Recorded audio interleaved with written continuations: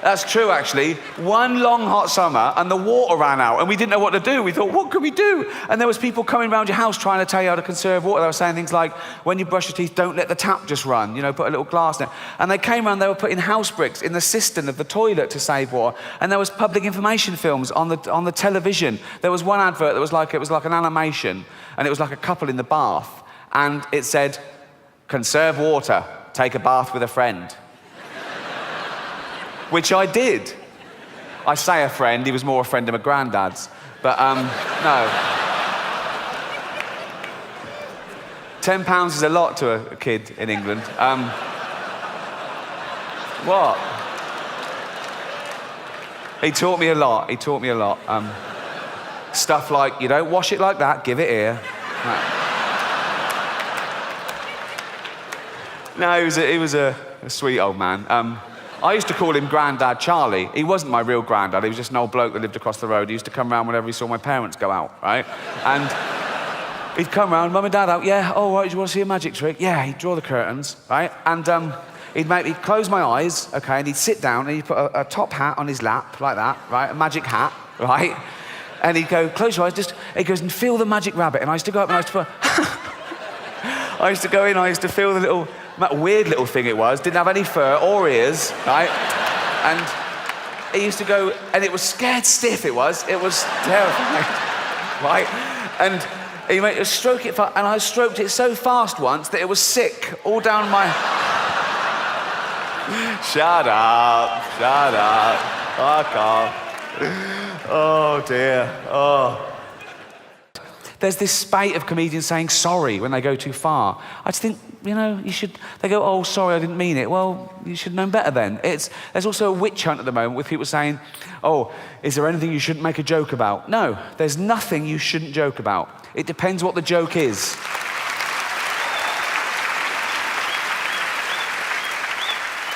Comedy comes from a good or a bad place, and it's for you to decide what that is. And I think that there's a big debate about sick jokes, or comedians doing sick jokes. Now, the thing about sick jokes, when we tell a sick joke, it's with the express understanding that neither party is really like that. I wouldn't tell a sick joke to a known pedophile. I wouldn't go, here, mate, you're going to fucking love this more than anyone, son. Do you know what I mean? And I've never been in trouble for anything I've said in my professional career because I refuse to apologise. What can they do to you? You know, growing up, you know, you try things out and you get taken the wrong way a little bit. Not like the dolphin. I mean, you know, not... When I was about 23, 24, me and my girlfriend met up with this other couple. They'd moved down from the north of England to London. They used to come in the place I used to work, and we had a couple of drinks with them. They were cool people and they were fun. And after we'd met them a couple of times, they invited us to a party at their house. We went along. One, it was a dinner party, which they hadn't warned us about. But two, it was for their family that had come down from the north to see how they were getting on. And it was both their parents and grandparents and great uncles, average age about 85, right? And I think we were an afterthought. We thought, oh God, we don't know anyone our own age. Oh, that Ricky and Jane, right? So we went along, and we were still getting to know them, so we just spoke to them all night. We didn't really mingle with the older people. And as I say, we use comedy as a sword and a shield and a medicine, but usually as a getting to know you, okay? We use comedy to break the ice. Are you like-minded? What can you take? What do you like? And I've always sort of pushed the boundaries a little bit to try and make people laugh at things I didn't think they could. But, you know, but then, you know, everything turns out okay, I suppose. And I started off lightly. I told this joke. Why did the little girl fall off the swing? Because she had no arms. Yeah, sweet. And they laughed a little bit louder than that. There was only two of them, so thanks, right? No, so I thought, okay, they get it. They like, and so you up the ante a little bit. I don't you push. And I told this joke. Oh, I need a drink. Start the car? Seriously? Right. I told this joke. Made sure the old people couldn't hear, like that. I went, okay. Father, sitting at home, just reading the newspaper. This little girl comes running in. She's only 6. Hello, darling. Hello, Daddy. You've been playing? Yeah. In the park? Yeah. With your friends? Well, until the man came along.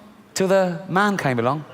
Yeah, a man came along and he asked my friends to leave, so it was just me and him.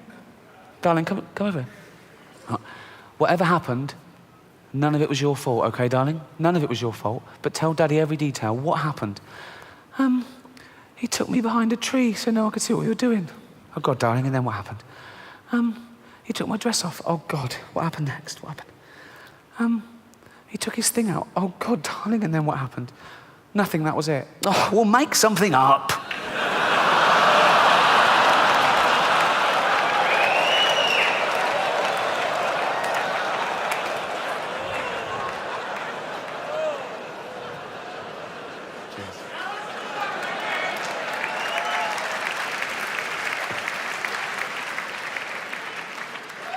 Don't tell anyone that. I want it to be a surprise. So I told that joke, carried on, getting a bit drunker, telling jokes. Eventually we sat down for the meal about 9:45. They put 2 tables together, and the host sat at either end, and they put me in the middle, opposite this very sweet but very deaf sort of 80-year-old man. So conversation was a bit stilted. And after about 20 minutes, Ian, one of the hosts, pipes up and says, "Oh, Ricky, tell that joke." I went, "What?" All the old people went, "Oh, we love jokes. Do you?" I looked at Ian and Ian went, "Be fine." I went, "Okay." And he got on with his conversation. And so they're all like that. I went,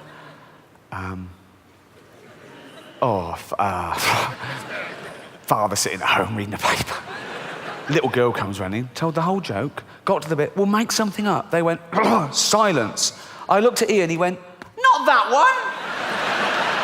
I love books of quotations. I love just reading them for pleasure. I've got a few of these compilations, and one of my heroes is Winston Churchill. And when I read "Give us the tools and we will finish the job," I thought, how inspiring.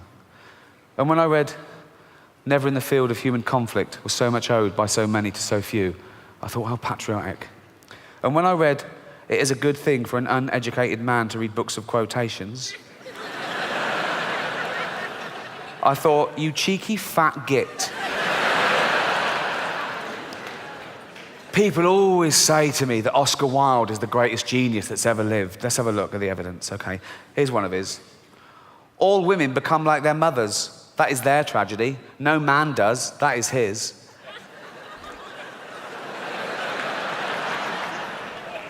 That sounds a bit gay to me. Just... Give me another go. Here's another one. "I couldn't help it. I can resist everything except temptation." That sounds gay as well. I think I want to start that with an ooh. I want to go, "Oh, I couldn't help it." Do you know what I mean? And I want to end it with, "I can resist everything except temptation. Chance to be a fine thing." You know, And when he went through customs in New York all those years ago, and the customs officer, just doing his job, said, "Have you anything to declare?" Oscar Wilde famously said, "Nothing but my genius." Wasn't witty. I bet he planned that. I bet the first time he went through customs in a foreign country, it was all, "Yes, sir, no, sir. Anything to declare?" "No, thanks." On you go, "Oh, I just thought of something fucking brilliant to say." "Oh, I'm always doing that." "Excuse me, can I go back through?" "No." "Oh, you had to wait weeks in those days, back on the boat to England, just thinking, right, if they say that again, anything to declare, nothing but my genius, I'll be in a book of quotations." All right. He gets there again, weeks later, finds the same bloke, goes up to him. Bloke goes, "On you go." "Didn't even fucking ask me that time." "Excuse me, I didn't ask me if anything." Random. Fucking random, right? Back on the boat, 3 weeks later, gets there this time, finds the same bloke. This time he's starting looking shifty, so he gets picked out like that, right? Bloke goes, right? "Did you buy anything?" "That's not the question." "Say, have you anything to declare?" "Okay, have you anything to declare?" "Nothing but my genius." "Who's the butt plugs?" "They're mine."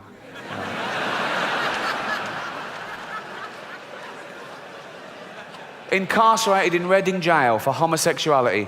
We've come a long way from it being punishable to total equality, as it should be, of course. In England, the gay age of consent, same as heterosexuality now, 16, and even gay marriage. Although, ironically, the one place that was really ahead of the game fell behind a little at the last election, California. They had a referendum, they put it to the vote, and they voted no to gay marriage. I mean, in California, there's people going, "That's why we moved here." I mean, It's a strange sort of bigotry that you can affect someone else's lifestyle that doesn't affect you back. It's not like they asked a bloke once, said, sorry, do you mind if these two men get married? He went, no, fine. Okay, jack them off then. What? I didn't know that was... That doesn't happen, does it? That doesn't happen. It's also a strange sort of bigotry because these people that object to that were presumably the same people that said, gay people were immoral and promiscuous, but now they don't want to be monogamous and respectful in the eyes of God. And it must be so confusing to a gay guy in California thinking, that's the bit they don't like. With all the other shit we get up to, it's the marriage bit. They're so confused. They must go to judges and go, sorry, can I get the rules straight? What do you want to know? I just need to know what we can and can't do. Ask away. Can I marry a man? No. Can I fuck him up the arse and give him a little reach round? Please.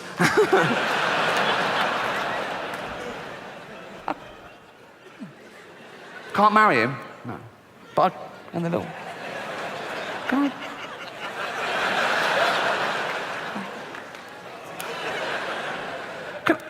Can I pick up a stranger in the bushes and take him home and jizz on him and throw him out in the morning all crusty and homeless? Of course you can, yeah. But I couldn't marry him, no. No, and don't ask again. Could I line up 15 men? I'm just riffing here. Could I line up 15 men and just jack them off for a laugh? If you want, yeah. It would be difficult, wouldn't it, jacking off 15 men at once? It would be like plate spinning, wouldn't it? No. Because you could only do two at once, really, so you'd have these two ready to blow, but then they'd be losing it, and you'd go, fucking hell. Oh, here you go. Oh, fucking hell. Oh. Ain't it knackering, jacking off 15 men at once? Never thought I'd say that. Oh. Again. No. The other big one is a dog is for life, not just for Christmas. Right behind that, I'm really into animal welfare. And that's obviously aimed at parents whose kids go, can I have a puppy, can I have a puppy? And they go, no, can I have a puppy, can I have a... Oh, and they get them a puppy to shut them up, right? And the kid likes it when it's cute, it grows up, the kid gets other interests, gets bored with the dog, they lumber the parents with it, the parents get bored with it, they abandon it. 11,000 pets were abandoned in England last year, which is terrible. And I think... kids should have pets. I think it teaches them life lessons. I haven't got kids of my own, but I've got loads of nieces and nephews, and they've got kids of their own now. And I want to be a cool uncle and give them what they want, but I want to be a responsible one too and not add to the stray problem. But I think I've solved the dilemma. Here's a tip. This is what I do anyway. You've got to wait till Christmas Eve and always go to an animal rescue centre, not a breeder. And I go along to an animal rescue centre, Christmas Eve, and I go to the veterinary part, and they've usually got... like a runt who's been born sort of disabled with no quality of life, and they're just putting that out of its misery. Right? And I go, no, don't kill that one. I'll take that one. And they go, it's only going to live a day. Perfect. So, and I run home, I'm going, don't die yet. A little bit of Starbucks. And I rush in, I call my niece, she comes running, Uncle Ricky, got your puppy. Oh, Uncle Ricky got me a puppy. Yeah, your best uncle got you a puppy. Yeah, go and play with it, quick. Go and play with it. And she takes it to bed with her Christmas Eve, and she sleeps with it. She wakes up, Christmas Day, it's dead, cold, stiff, gone. So, result, not a problem. And they always come down the next day, they go, oh, my puppy's dead. I go, oh, what, the puppy your uncle got you, he did his bit, and whatever happened after that isn't his problem. They go, yeah. And I go, oh, maybe you rolled over on it in the night. Oh, did I? Oh, no. And they start going, I killed my puppy. I go, no, you didn't kill your puppy. Jesus killed your puppy. On his birthday. Because you didn't spend enough on your uncle's Christmas present. They usually buck their ideas up the next year. Don't you hate that when an artist cancels? You turn up and goes, concert cancelled due to sore throat. Oh, or I couldn't go on, I was depressed. Oh, poor little artist. Oh, can you imagine a labourer trying that? Turn up and going, I've got a little tickle and I'm fed up. Oh, move the fucking bricks, mate. Never cancel. I had a gig in Dublin a couple of months ago, okay, and as you know, Dublin is in Ireland, which is off, it's off the coast of Great Britain. It's not part of Britain, but it's very close. It's sort of like our Cuba, I suppose. It's like... Um,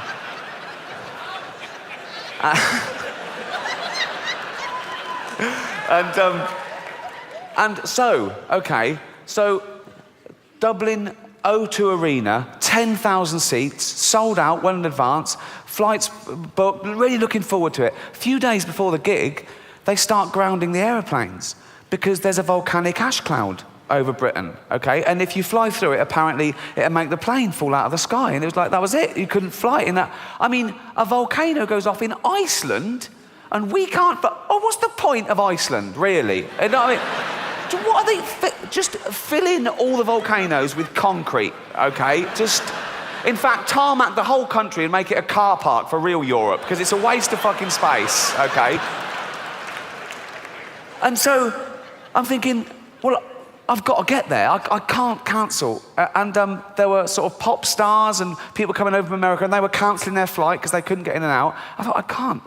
So I hired a helicopter to and from Dublin. It cost me £12,000, right? Just because I couldn't bear to let anyone down or take the ferry. That was... they were still running, sure. But that would have meant mixing with the general public, and I don't... This is about as close as I ever... No. So, I don't know if you were affected by the volcanic ash cloud, but I had friends that were stuck all over the world, and they missed weddings and funerals, and they had to put themselves up in a hotel for extra days that they hadn't budgeted for, and they couldn't get their money back because the airlines were saying, no, we can't pay you because the insurance companies won't pay us because they're saying it's an act of God. Well, what isn't an act of God? No, if you believe in God, that's sort of a definition of him, isn't it? That he does everything. Isn't that right? Everything is an act of him. He's all-powerful. He's everywhere at once. He invented everything. There was nothing before him. He invented time, everything. He's across it all, okay? He doesn't miss a trick, and he's not absent-minded. A volcano going off isn't like him going, fuck, I left the oven on. You know, it's... And who are these insurance companies that can decide what is and isn't an act of God? How do they know, okay? Have they got a hotline to God? They call him up, do they? Ring, ring, ring, ring. Hello? Could I speak to God, please? Speaking. Oh, I didn't think you'd answer the phone yourself. What do you want? Oh, that volcanic ash cloud. Was that you? Yeah.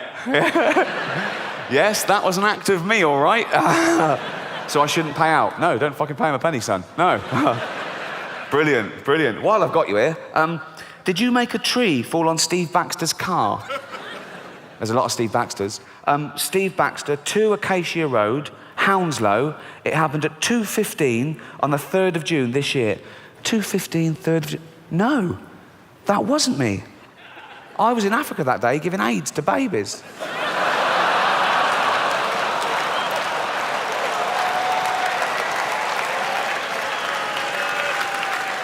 He does everything. He does everything.